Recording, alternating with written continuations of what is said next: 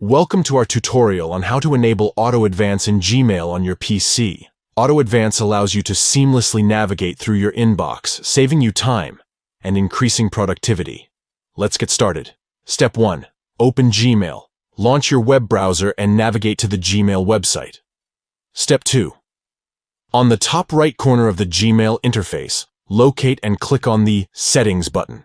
It looks like a gear icon. Step 3. From the drop-down menu, select See All Settings. This will take you to the Gmail settings page. Step 4. On the top row of tabs, click on Advanced.